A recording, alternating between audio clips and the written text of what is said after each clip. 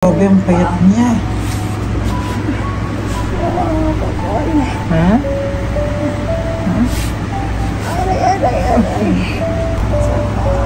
Kailangan mo ba yung likod ng una?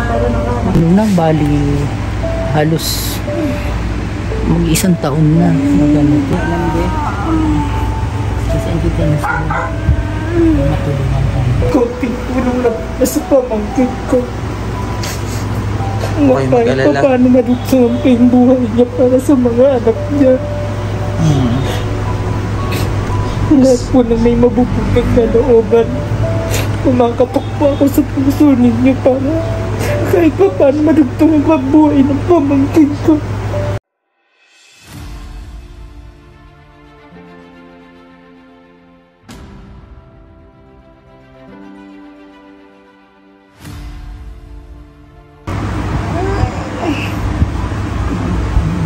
Andito siya.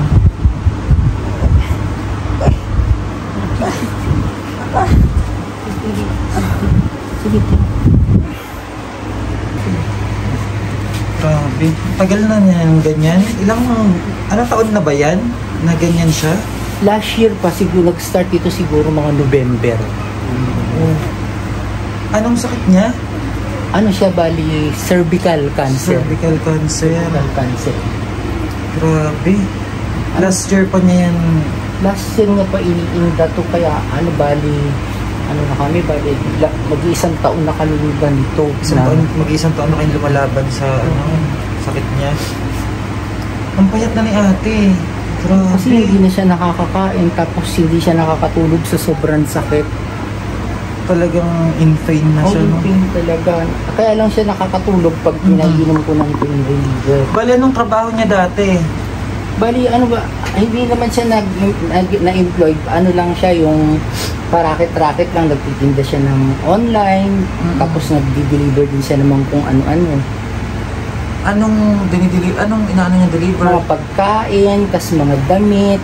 Ano siya? May service or? May service, Ano? may service. Nag-motor siya. Nag-motor. Motor? Parang hindi naman masasabi mong totaling garab kasi may motor siya na ginagamit niya. Alam mo, may mga order ng ganun, na ganito, mga Pero pagkain. grab yun, yung ano?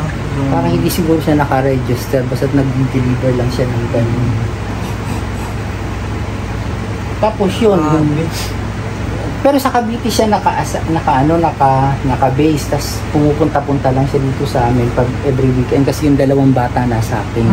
Ay, may anak siya. O meron. Bali, ang anak niya, 4. Tapos yung dalawa, nandun sa unang niyang asawa. Tapos itong dalawa, dito sa pangalawang asawa niya to, yun ang nasa akin, ako nag-aalaga. Tapos Bakit asa ng... Yung asawa niya, hindi na hindi na napunta dito? Hindi na kasi may pamilya na rin. Ay, may pamilya na rin. Ano, iniwan siya or siya ang nag-iwan? Ano ba? Hindi ko alam ang nakasunila. Basta nalaman ko na lang. Ano ang pangalan niya? Ano? Mary Grace Serida Belida. Ate Mary Grace. Ate Mary Grace.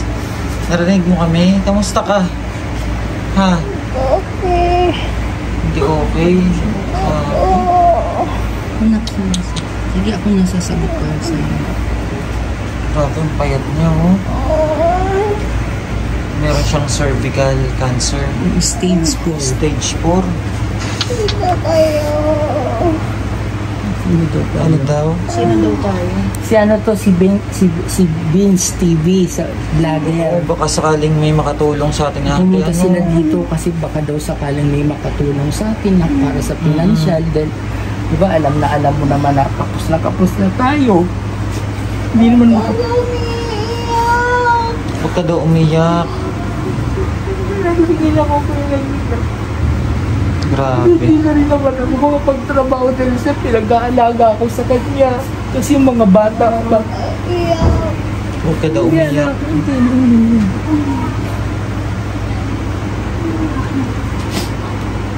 Bali, ikaw na lang yung sumusuporta sa kanila ngayon.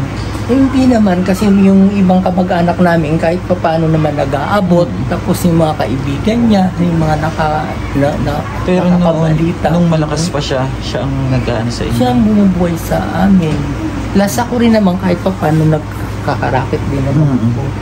Masipag Pero- pala si ate. Pero siya talaga yung tumaguyod dito sa dalawang bata, pati pag-aaral, yung basta lahat ng needs ng mga anak niya, siya yung tumutugon nun. Kawawa naman si ate.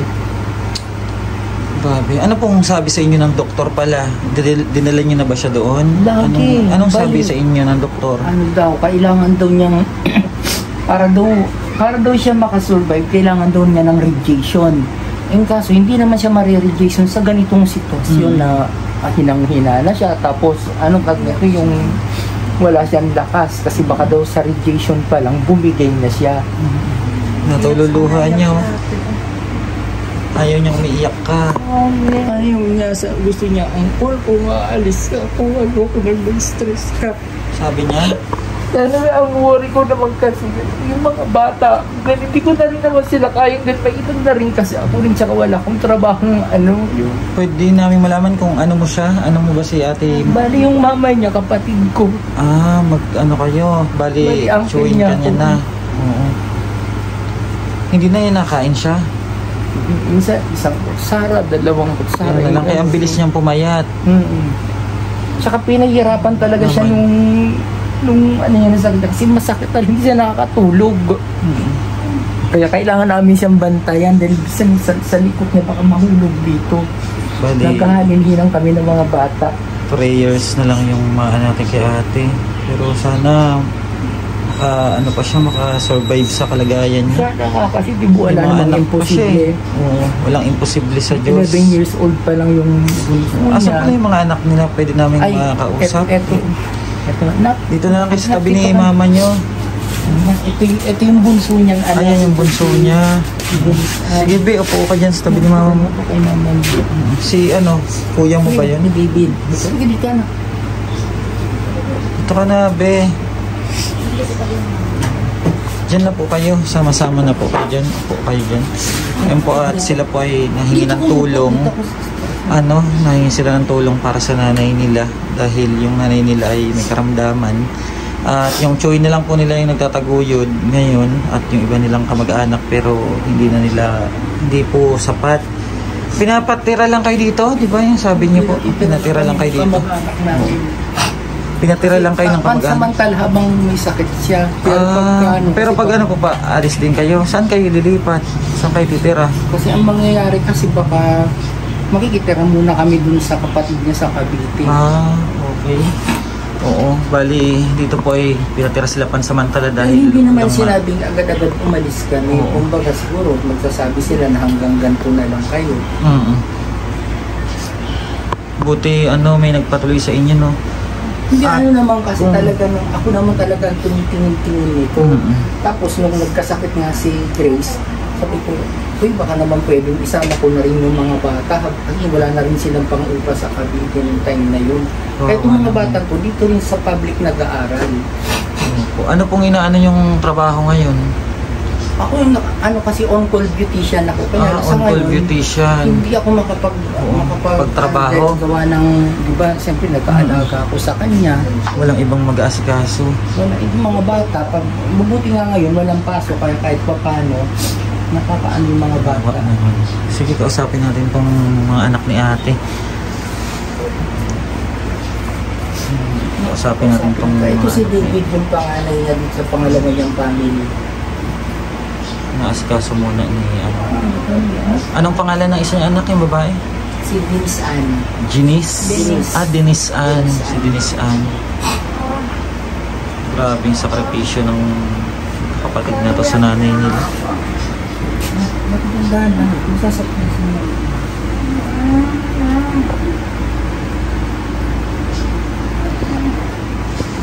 Grabe. Hindi niya nakakalimot siya. Minsan hindi naman kami kilala. Hindi na siya nakakilala minsan. Minsan lang naman. Bali, anong sabi sa inyo pala ng doktor?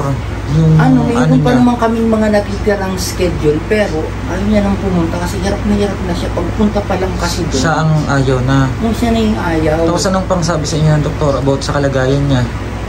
Maliit na nga raw yung tsansa. Maliit na daw talaga yung tsansa mo nakasurvive.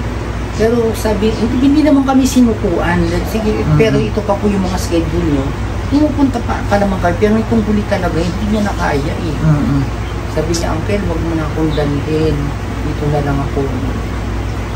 Total, wala rin namang ginagawa sa akin. Kung bilang gusto nilang gawin sa akin, vacation, o kaya mo.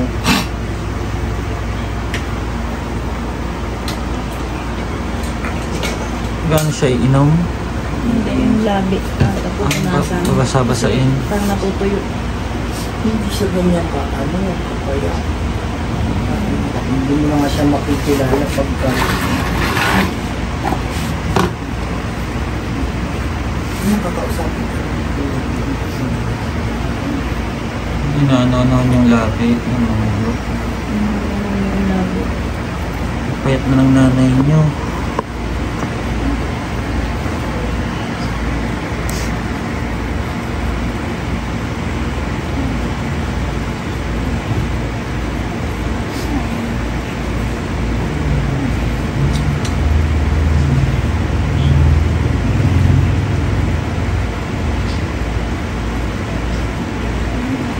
Mga anak ni Ate Mary Grace, alam na nila kung anong kalagayan ng nanay nila. Alam kasi, pag nagpapacheck up kasi, sinasama ko naman sila. Sinasabihan na rin sila ng doktor. Sinasabi na ihanda mo na yung sarili mo. Sinasabi na ihanda na yung sarili. Pati siya, alam niya. Pati sa ate, naririnig niya rin yung Naririnig sinasabi. niya kasi ang unang kinausap ako, tapos yung mga bata. Uncle, kung talagang hanggang mo lang, wala akong magagawa kung di tanggapin. Nag-aaral sila, no? Yung mga bata, anong grade na kayo, be? Ikaw, be? Grade 6. Grade 6. Si kuya mo? Mag-grade 9 na po. Grade 9. Anong, nakikita niyo yung kalagayan ng mama niyo? Anong ramdam, anong experience yung talagang pagsubok na dinadanas niyo ngayon?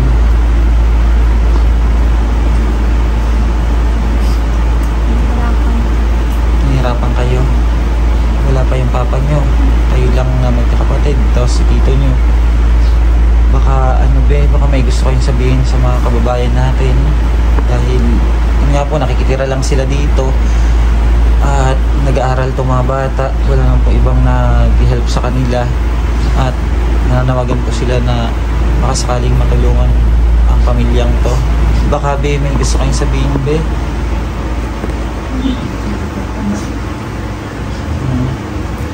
Matulungan niyo po yung mama ko kasi kailangan po namin ng pera. Hindi po siya na-radiation kasi mahina na po siya. Ikaw, kuya, may sabihin ka ba? Sana po matulungan niyo po kami kasi nga po, hirap na rin po si mama. Wala na rin po kami magpambili po ng mga pagkain po ni mama pang gamot po. Kasi po, isa na lang po yung iniinom nga po ni mama. Hindi pa rin, mahirap pa rin po kami makabili po minsan na pang gamot ni mama. Isa na lang, alin? Balot niya po na Isa na lang ang gamot niya. Yung pain reliever niya. Isa na lang po.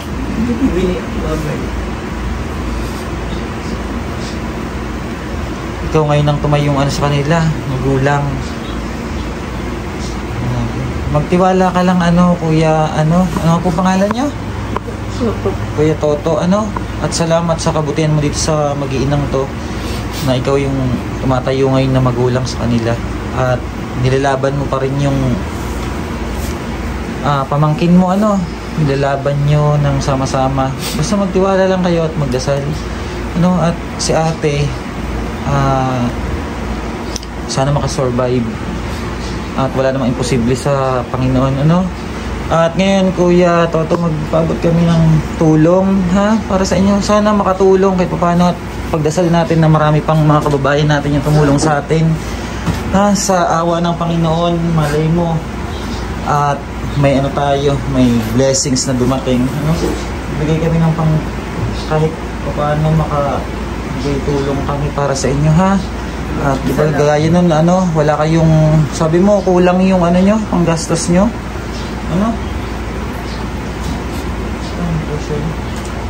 Ito, Kuya Toto. Sana makatulong to kahit paano, Tanggapin mo, kuya. Malaking bagay na sa amin to, iho, pero maraming salamat pa rin. Sa lahat po sana ng may mabubuting kalooban. Sana matulungan natin sila. Kunting tulong lang na sa pamangkin ko. Huwag kayong mag-alala. Paano maluksan pa yung buhay niya para sa mga anak niya. Lahat po na may mabubuting kalooban. Kumakatok po ako sa puso ninyo para kahit pa paano malugtong ang buhay ng pamangkin ko. Salamat po. Hayaan mo at Toto, ha? At itong mga bata, ingatan mo sila, ha? Huwag mong pabayaan. Salamat din sa inyo po lang. Huwag mong pabayaan yung mga bata at ikaw yung pamata yung magulang nila sa ngayon. Dahil sa ate, tingnan mo ang kalagayan niyo. Kaya mag-aral kayo mabuti, ha? Malaking tulong na sa amin to. Hayaan nyo at malay mo, bukas, susunod na araw, may mga blessings pa na dumating, ha? At ibilan nyo si ate ng gatas ba? Nagagatas siya? Hindi ko kasi wala na rin sa inyo. Oo, pagkatasin mo habang di siya nakain, maggatas muna, ha? Kayo mag-aral kayo para pagdating ng panahon, maging maayos yung kinabukasan nyo. Yun si mama nyo, At alam ko na mahal na mahal kayo niyan. Mahal na mahal niyo ba yung mama nyo? Mahal na mahal nila, kaya nga hindi sila natutulog sa gabi. Ay, hindi na sila natulog para bantayan yung nanay nila. Kasi ako ang nila. pinatutulog nila dahil sa araw ako naman ang Mag-aasikaso. babantay sa mama nila. Naglalaban ng mga damit namin. Hindi kasi natin makausap na si ate, Hindi na kasi may bulpul sa dito. Umiiyak siya eh. Ate, okay lang po kayo. Dito yung mga anak niyo, Mahal mo sila? Salamat na binigyan nila tayo ng tulong. Sa inyo. Yung binila ako ng diaper. Nagbigay sila ng pera.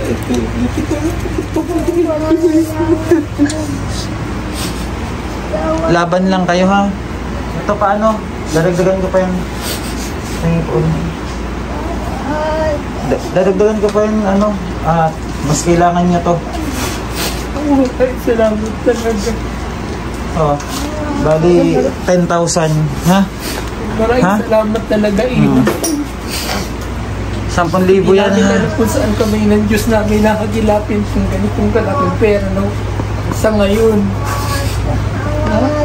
Na makatulong sa inyo, ha? Salamat daw po, eh. Sige ate, magpalakas ka, ha? Tutulong kami hanggat kaya namin, ha? Ay, may pambili kang gatas, ha? Diaper mo. Magpakatatag ka, ha?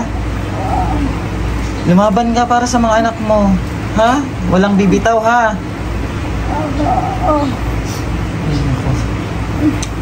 In pain po kasi si ate. Ayan po, at sana po makatulong yung aming kaloob, ha? At Thank you kayo sa kanila na. Thank you po. At unang-una pasalamatan natin yung ating Panginoon, ha? Sa kanya galing yan. At lang kami, tulay patungo sa inyo na talagang nangangailangan. At umiiyak na rin po mga kasama ko, sila Tres TV, si Rose Vlog. At kapit lang tayo, ha? Kasi walang nakakaalam masyado sa neighbor namin. Kasi hindi naman ako nakikita lang nila pag pupunta kami ng hospital, buhat-buhat niya. O kaya ako pag sinasakay na Buhat-buhat itong anak niya, napakaliit pa ng anak mo, te. Pero siya na yung bumubuhat sa'yo para lang madala ka sa hospital. Kasi minsan, nahirapan na rin kasi ako yung lang magbuhat sa kanya din. Kasi sana 63 years old na ako. Sana maraming tumulong, At ayun po mga kababayan, yun po yung natin kay ate. Itong binigay niyo sa amin, napakalaking tulong nito. Kayaan niyo po. At marami pang darating na blessings. Lang tayo, pray lang tayo. Maging mas matatag kayo, ha? Magpakatatag kayo. Kayo, boy, ha? Magpakatatag kayo para sa nanay niyo. Kasi, yung kapatid mong babae? Bilis. Balik kami, Serida ako. Kasi yung mama niya ang Serida, Mary Grace Serida Bilida siya. Bali, wala siyang pinakasalang, kaya still ang apelido niyang ginagamit yung sa pagkadalaga pa rin. Ano daw yun po? May sinasabi. Ha? Yung paa daw niya, yung paa niya. Natulog niya. Grabe. At ayun po mga kababayan, at ito po yung ating natulungan ngayong araw sa tulong nyo, sa tulong ng ating Panginoon. Maraming salamat and God bless. Naway marami pong mahipo ang mga puso para po sa pamilyang ito. Pinatira lang po sila dito at sila na lang po yung gumagabay sa kanilang ina, yung mga anak po at yung tsuhin po nila. Maraming salamat po and please share po ng video. Thank you so much and God bless po.